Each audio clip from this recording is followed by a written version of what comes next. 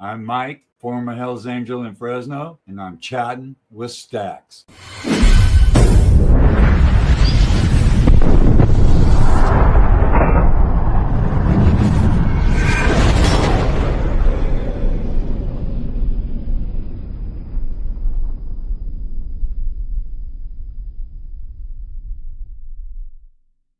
Welcome to this episode of Chattin with Staxx. I'm your host, Bill Staxx, and today I got Mike Lynch doing bikes and stuff. Yeah, just, when I moved up here, I brought 3 or 4 bikes with me, and I'm just pulling them out one at a time and finish each one up, because I bought all these when I was in California for income. And, I can't ride 4 bikes. And so I thought, build them, paint them, get them all done up, break them all in, and then, sell them and move on to the next project. How much do you sell them for? Well, it depends, but whatever fair market, because everything I do, motor work, detail work, automatic paint job, pinstriping. So everything that I do, what I'm trying to do, just make it turnkey ready. Bang. If you like it, it's got everything. It runs good, looks good. I'm one of those guys with the new tires, new brakes. I can't sell a bike and then have somebody, go down the street. Oh, look at him. I can't do that. Yeah. So I try to take my time, obviously, and do it right. And that way, because this is all new, or I'm new up here, so that people need to know that if I sell a bike, it's well worth the money that they're paying.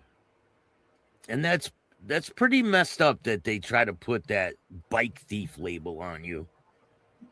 Well, the reason that I had to, because I had no way to defend myself in my case because of the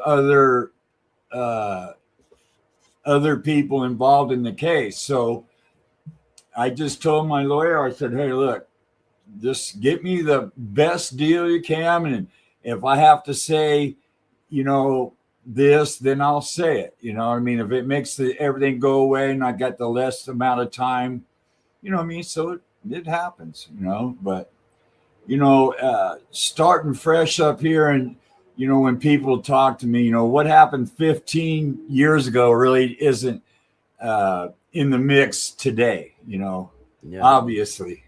You have a whole new life, right? Well, I think so. I took a big chance on just saying, screw it, lock, stock, and barrel, and just leaving. And then when I came up here, I flew up here for a week, and this house that I'm in now had 2 nice little workshops on it, nice, clean, remodeled 2-bedroom. You know what I mean? It was right up my alley, so I just went for it. I came up by myself. I'm still up here by myself, and but the mind is clear, and I feel healthy, mentally, So there's less people around, though, right?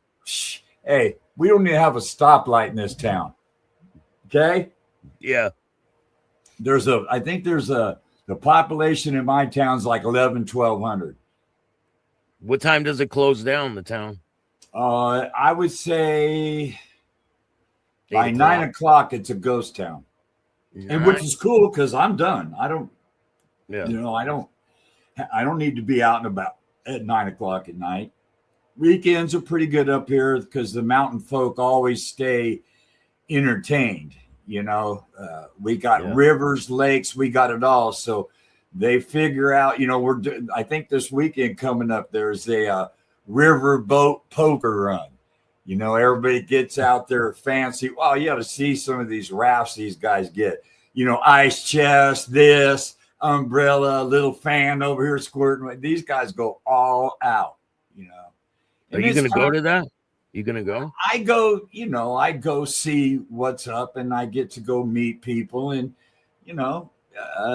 it's part of the lifestyle up here. So I can't just troll them for money. I got to get out here and get in the mix a little bit. How about the winters? Is it really bad up there? I haven't seen one yet, but I've heard that we're due. But the 2 winters that I've been up here, yeah, there's snow. Yeah, you don't get to work. Maybe 3 months, you're dead in the water because you got snow, you got wind, and like I said, with the temperatures being sometimes high of the day is 30 and the low is minus whatever. But with me, I have so much metal in my body from all the surgeries and all that. If I go outside, I'm out there half hour, everything in my body is frozen. So I got all these steel parts and these rods and these artificial, you know what I mean? And they all start hurting. So, but I plumbed a heater into the back shop. So hopefully this year I can turn on the heater, go get some work done, even though it's miserable outside, and, just make progress, make some progress and keep busy. Well, last year you didn't get no work done? Well, I mean, I was not expecting it, and I wasn't really ready for it. I thought, well, once it goes into snow mode or cold mode, you're just like where you live, digging out shit fucking 8 feet up to the door. It's not fun. I remember you were trying to dig out your window. Remember? Yeah, the whole fucking garbage can was covered with snow. And that's what I said. I said, I got nothing to complain about. Mine's only a couple feet deep. I'm cool. Man, it was bad. One of them was really bad. Yeah. But anyway, that's part of what you sacrifice to get peace of mind, and get your mind right. And this is the atmosphere to do it in. I'm glad I made this move. I know, just having a clear head, and then, I'm still in contact with everybody that I can, and like this show, and, a bunch of us have gotten together because of this show, and now we're talking on a regular basis, and, it's kind of nice to kind of feel that we're talking and doing what we're doing without the drama. Yeah, you know what I mean? Leave the drama. Well, the under the gun and always on the run, and just, bang, bang, bang, bang, bang, all of us. Anybody that you have on here, you can believe they was all busy. East Coast, West Coast, it's everybody thinks it's the Hollywood lifestyle. I go, well, about 15% of it is. The rest of it, your ass is doing something for somebody somewhere. There's always issues and fires that get started, and we got to put them out. You think it's a lot more rules versus when you were in the club versus now, right? It was well, when I started, the discipline and the shit that's going on right now would have never happened. I mean, some of the incidents I hear on the internet and through the grapevine or whatever, they never would have happened. Some of the personnel that are speaking up nowadays would have never made it in anywhere in California. They were just very disciplined, very much by the rules. And when there is a rule and you break it, there is consequences. Where nowadays people do anything they want, tell on people, talk to police. I mean, that was something that you never had to worry about when I first started. Like they break the rules and they walk away without a scratch on them. Nowadays you can, basically you walk away and there's really no repercussions to the actions or the problem that you started with your other guys. Because what you do, believe it or not, it affects every guy in that charter. And sometimes when the problems are bigger than just the charter that you're in, now you're affecting more people that are members, and they didn't do shit, but yet they're being accused of the same thing I am. You know what I mean? And vice versa with me. When somebody does this over here, believe it, it'll trickle down to us sooner or later. And, the powers that be will start digging, and start pushing. It's nice when it's quiet, but it don't stay quiet very long. We get along with people for about 6 months and then it's all out fucking, you know what I mean? We got 5 clubs that we're at it with and we can't go, everywhere we go, it's just a constant issue that we have to deal with. Tell me about when you first started, when you first got introduced to any of these clubs and what your first experience was like being a hang around. And yeah, see, we basically formed a club that at the end of the rainbow, that was our goal. We want to show that we can operate as a club. We have our way and our connections and our support base in our town. Without that, you're basically nothing. It's just you and the law enforcement or whoever, But once you get in there and you start doing things for the public and you're given, not just taken, that's how you win over. And then the powers that be see that stuff or they hear it. And then when they hear, that's how it with me. I guess a few guys came down, they said, hey, and I took them around to a couple of the places and showed them what we had going on, our clubhouse or this and that. And then people started, raising the eyebrow like there's potential here because of the gap, in California right there. The Central California had a pretty big gap. And so I think that when we were approached, they wanted to close up that gap with people they could trust, and represent, the biggest club in the world. Were you guys wearing diamonds back then? And did you ever ask permission to start this club? It wasn't really permission. We ran it by, first of all, you got your local guys, and we had a couple of local clubs that have been here 35, 40 years.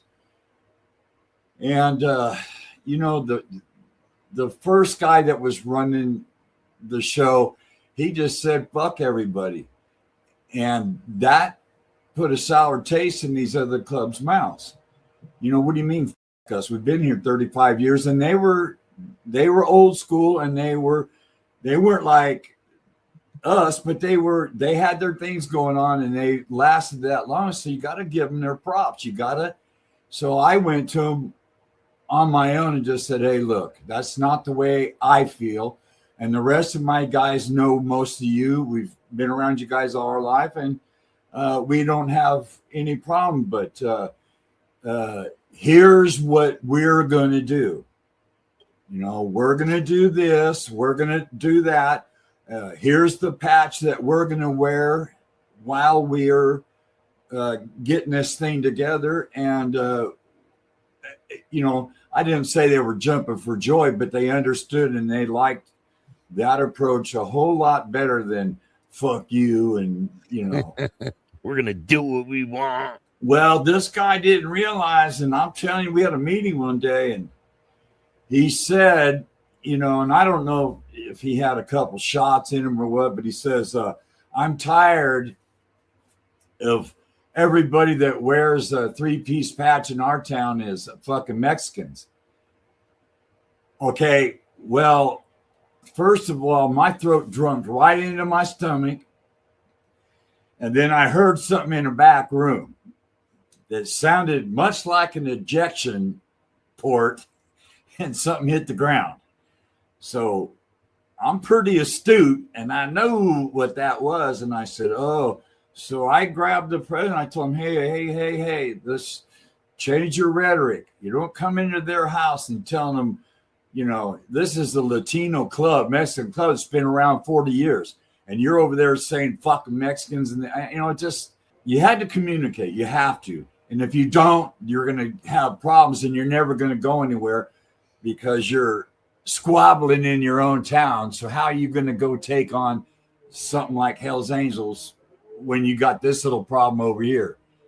Because if you can't handle that, then you have no belong. You don't belong around Hell's Angels. You're supposed to be able to, get along in your town and do this, and Was that you guys' intentions early on? Yeah, I mean, we had a lot of people come and go, but once we got a visit by a couple different members from different charters, and they all talked to us and kind of let me know blah blah blah, and what you're doing here is right on line of what you should be doing if you want to come up to our level. And I asked the guys, what do you think? And I probably lost 25% of the membership because, first of all, didn't have a bike to keep up with the constant going places, and then you were the discipline and the time, time away from home, time away from work. When you start this up, next thing you know, you're on the payroll. So, you're gone constantly. So your family life, your business life, your private life just kind of goes out the window, and you start getting an education on this new life that you want. Yeah, but so a lot of people have this false perception on you join this club and you're making all this money, right? Well, that's the general perception because that's what's put out in the media. Law enforcement doesn't get funding unless there's something going on to fund. Well, just these guys riding motorcycles and raising hell isn't quite good enough to get $1 million budget. So you got to throw in a little of that juice in there. They had, narcotics. So if they got you with a quarter ounce of weed, well, they went by the gram. So that was $18,000 worth of weed in your pocket. You know what I mean? Yeah. And so people have that perception that, man, all these guys do is swim in money. Let me tell you, some guys were very fortunate and they did the right thing. And, they invested, they did this, they thought about the future and they took advantage of it and they were very good at it. And then a lot of us, it's party time and, we don't think about that shit till like right now, like we're old and oh man, I wish I would have saved some of that dough and put it away, or but like I said, buy these rental houses or invest in something. So I did the bikes, but then then I got sick and I had all these injuries and all that crap. So then there went my because without being able to work, you're not building no bikes, And it costs a lot of money to be a part of the Hells Angels, don't it? It takes a steady stream, and you have to budget. You have to realize, and you got to be disciplined enough because, first of all, you got to get a bike that can do anything, anywhere, anytime. Okay, now you got to maintain that. You don't get handed a pamphlet and say, okay, here you go. Now I want you to follow 1 through 5. And when you're done with that, call me up and then we'll go 6 through 10. That's not how it works. Oh, you want to do this? Okay, see ya. You figure it out, just like every other guy before me figured it out. Do you mind telling me the name of your old club?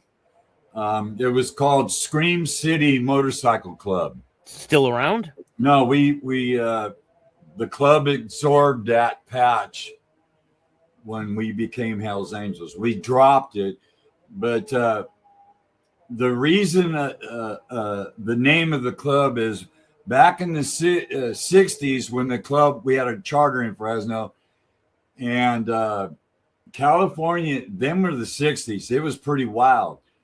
Well, when the guys would come to Fresno, they would part, between cops and citizens. I mean, it was just a fucking hoot.